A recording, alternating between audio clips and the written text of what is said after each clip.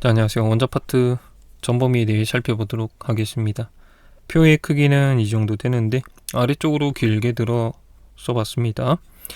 위에서부터 살펴보도록 할게요. 원자 파트에 들어가면 상수들이 등장을 하는데 처음에 플랑크 상수라는 게 등장하죠. 문자로는 H라고 씁니다만 숫자는 안 외우셔도 돼요. 그냥 정해져 있는 숫자 정도만 기억하시고, 그다음 진공에서 빛이 날아가는 속력 광속은 문자 C로 표현하죠.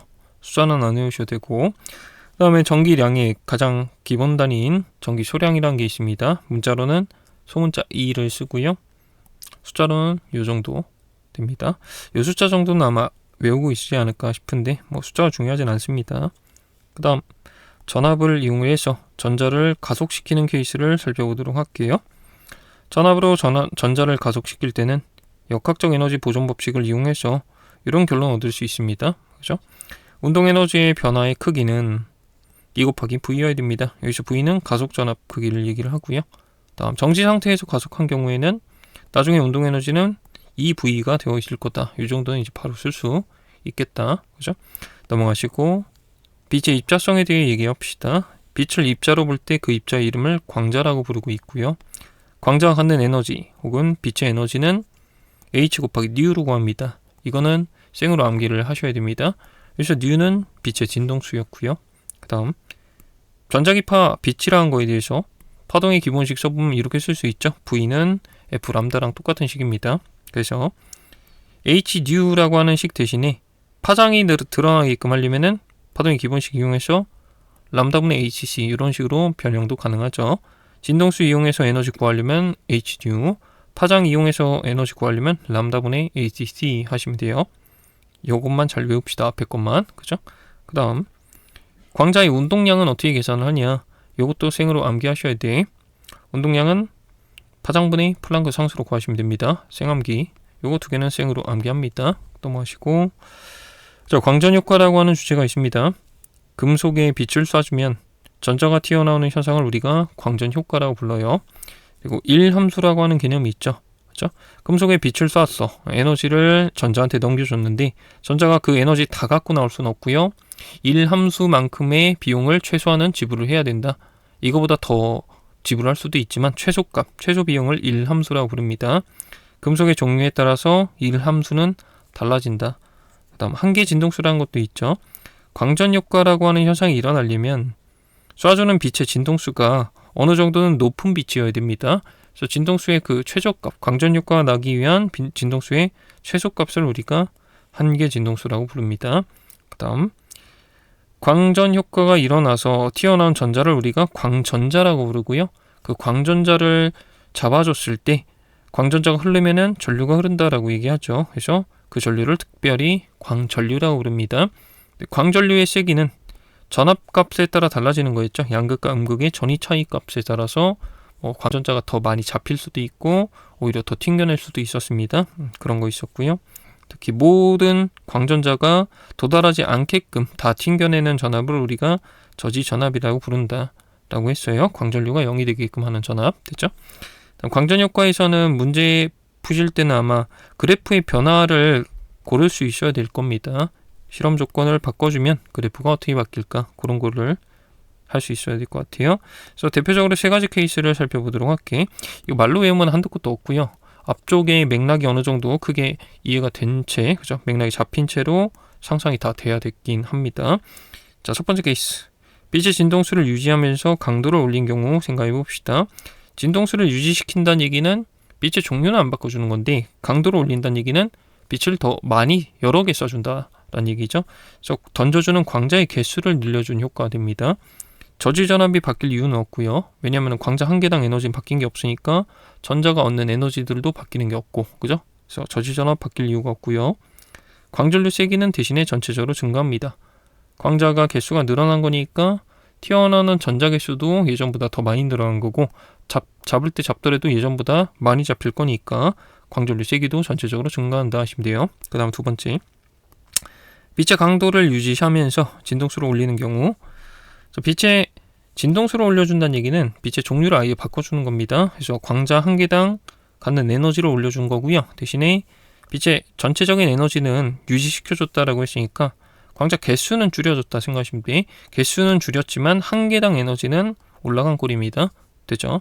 어쨌거나 광자 한 개당 에너지가 더 많아진 거니까 전자 한 개당 받는 에너지도 증가한 거고, 그거 못 오게 하려면 저지선압 크기도 증가해야 됩니다. 하시면 돼. 다음 광전류의 최대치는 감소할 겁니다. 왜? 광자 개수가 줄어든 거니까 튀어나오는 전자 개수가 예전만 못하죠. 그거 다 잡았을 때가 광전류 세기가 최대일 텐데 예전보다 전류가 약할 거란 얘기죠. 최대치가 감소합니다. 그 다음 세 번째, 빛은 전혀 바꿔주는 거 없고 1함수가 큰 금속으로 바꿔줬을 때 생각해 봅시다. 전자가 도망갈 때, 금속으로부터 탈출할 때 지불해야 되는 비용의 최소값이 커진 케이스를 보자라는 얘기죠. 그죠? 그러면 전자가 나왔을 때 갖게 되는 운동 에너지가 예전보다 거의 다 작아져 더 작아져 있겠죠. 그죠? 특히 최대로 가지고 나온 애조차도 에너지가 줄어들어 있을 거니까 그놈 못 오게 하려면은 저지전압도 예전보다 조금만 필요하다. 저지전압 값 감소합니다. 하시면 돼요. 그 다음에 광전류의 최대치는 변하지 않습니다. 그죠? 1함수만 바꿔준 거고 빛은 바꿔준 게 없으니까 던져주는 광자 개수 동일하고요. 그럼 튀어나오는 전자 개수도 동일할 것이고, 튀어나온 전자 개수 동일하니까 다 잡았을 때 전류의 세기가 최대치인데 그거는 바뀌지 않습니다. 하시면 됩니다. 이거 읽어보시고, 그 다음 컴퓨터 산란이라는 주제가 있습니다. 물질에 X선을 쏘면은 X선이 튕겨나올 때 일부 X선 파장을 체크해보니까 들어갈 때보다 파장이 길어지는 현상이더라. 그리고 요거 이제 어떻게 처리하냐, 빛을 광자라는 입자처럼 보시고 입자랑 전자 같은 거랑 충돌하는 것처럼 생각하시면 돼요. 입자끼리 충돌처럼 생각을 하시는데, 그러면 충돌이니까 운동량 보전 법칙 쓰시고 2차원으로 주어졌으면 각 방향에 대해서 운동량 보전 법칙 쭉 쓰시면 됩니다. 그 다음에 충돌은 충돌인데 에너지 손실이 없는 충돌처럼 처리를 하시고 에너지 보전 법칙 쓰시면 돼요. 요식 이런 것도 생으로 외우는 거 아니고 어떤 게 필요하죠? 이런 식들을 쓰려면 이런 거 외우면 되는 거 맞죠? 광자의 에너지랑 광자의 운동량 구하는 거, 그죠? 저식을 외워놓고 그림 만들어 놓고 상황 맞춰서 충돌 문제처럼 식 세우시면 됩니다. 넘어갈게요. 자, 그 다음 물질 파동성 살펴보도록 할게요. 물질의 파를 우리가 물질파 혹은 드브로이파라고 부릅니다. 드브로이파의 파장은 어떻게 구해요? 람다는 운동량분의 플랑크 상수입니다. 이것도 생으로 암기.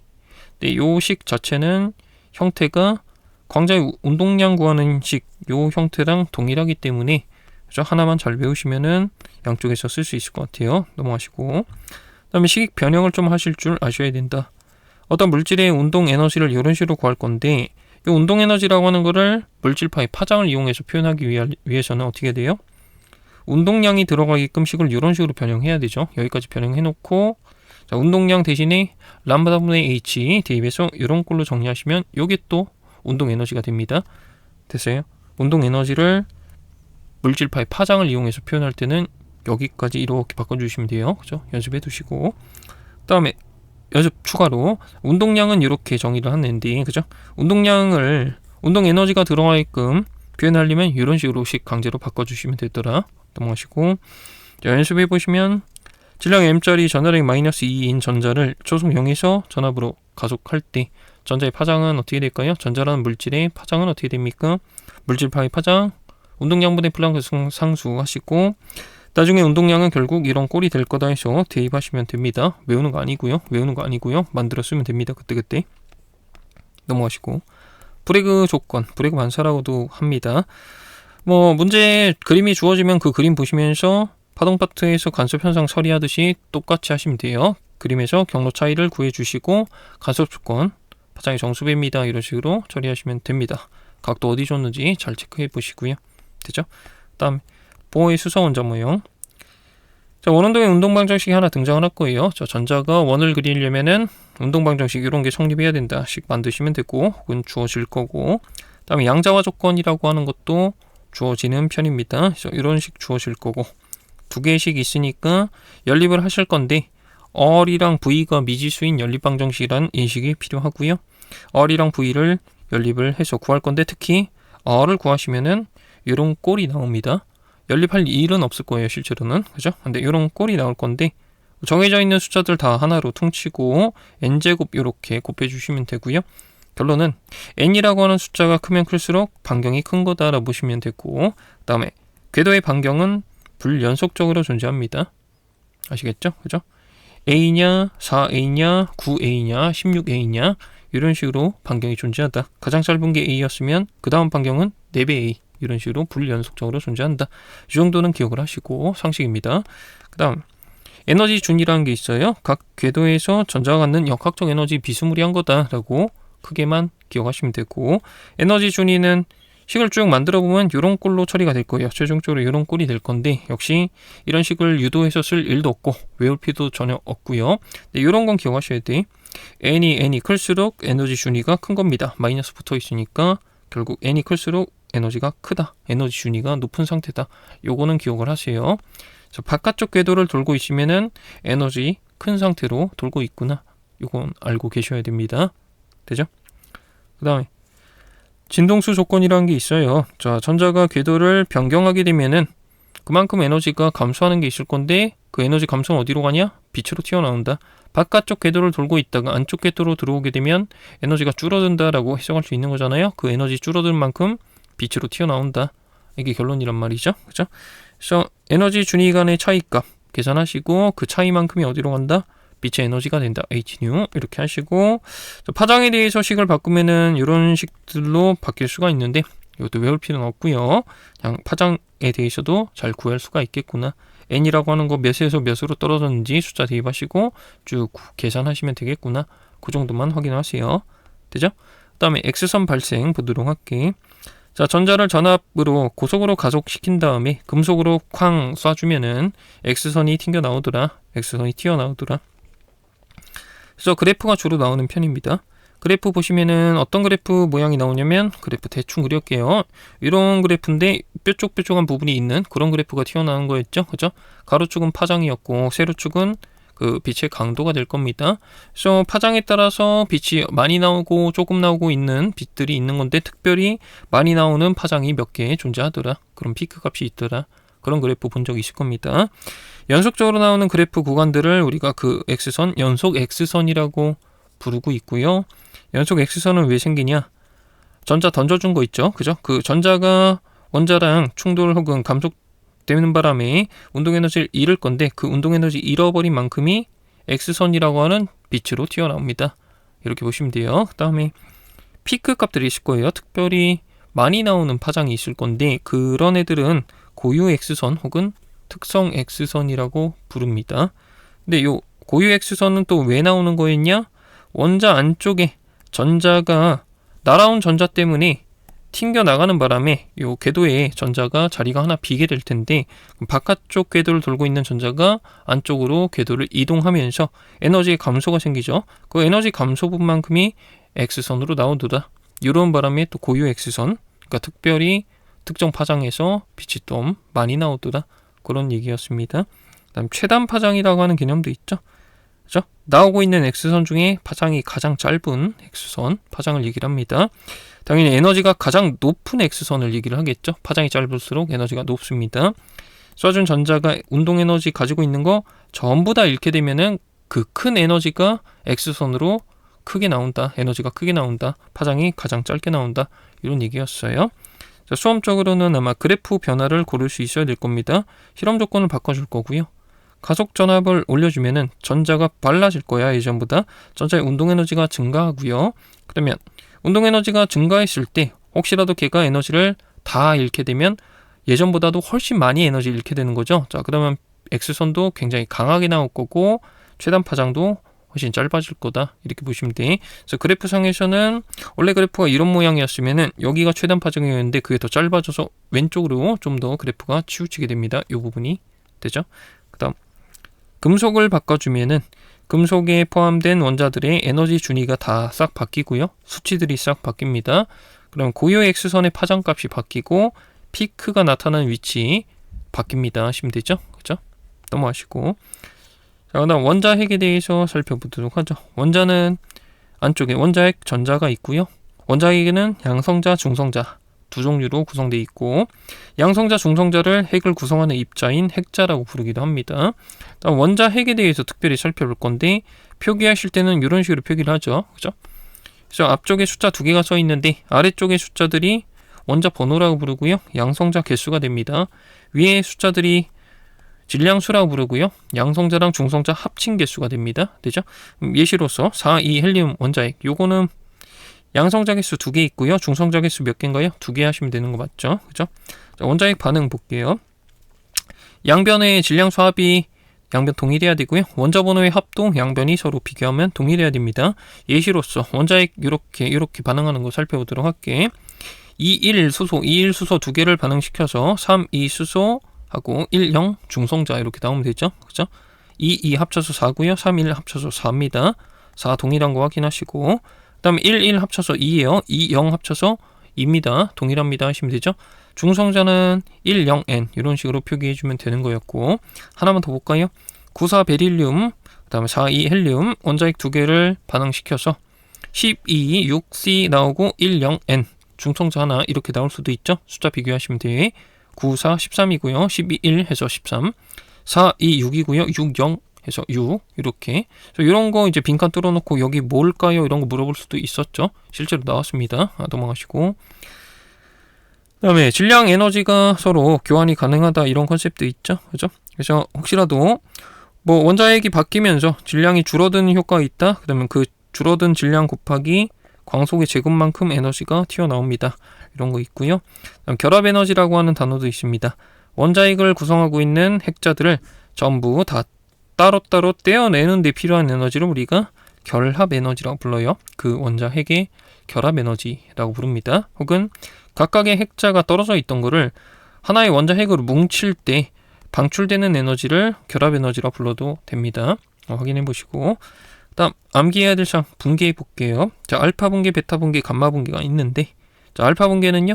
질량수가 높은 원자핵에서 알파 입자가 떨어져 나가는 현상입니다. 여기서 알파 입자의 정체는 외워두셔야 되죠. 4,2 헬륨 원자핵이고요.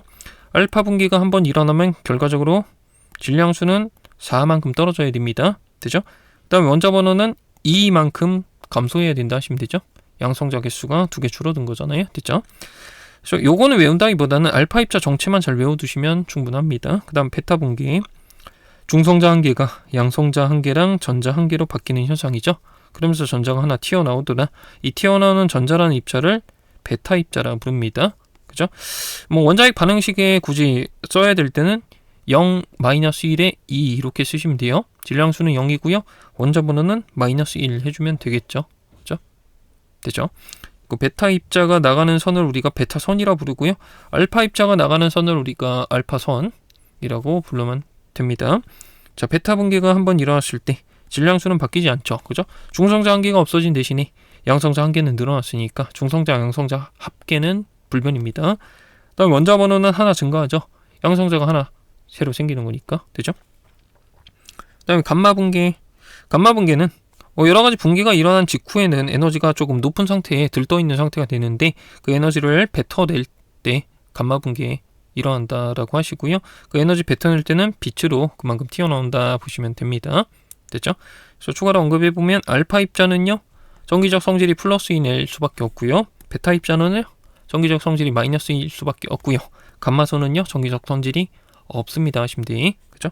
그다음에 반감기 간단하게만 얘기해 봅시다. 자, 반감기라는 시간만큼 시간이 경과하게 되면 해당 원자핵은 개수가 절반밖에 안 남습니다. 나머지 절반은 다른 원자핵으로 이미 바뀌었다. 이런 컨셉이죠. 그래서 반감기라고 하는 시간이 2번 경과가 되면은 원래 원자핵은 얼마만큼 남아있을까요? 4분의 1밖에 안 남아있겠죠. 여기서 추가로 또 반감기라는 시간이 경과하게 되면 어떻게 됩니까? 이거의 절반밖에 안 남을 거니까 맨 처음에 비해서 8분의 1밖에 안 남았다. 이런 식으로 처리하시면 되겠네요. 되겠죠?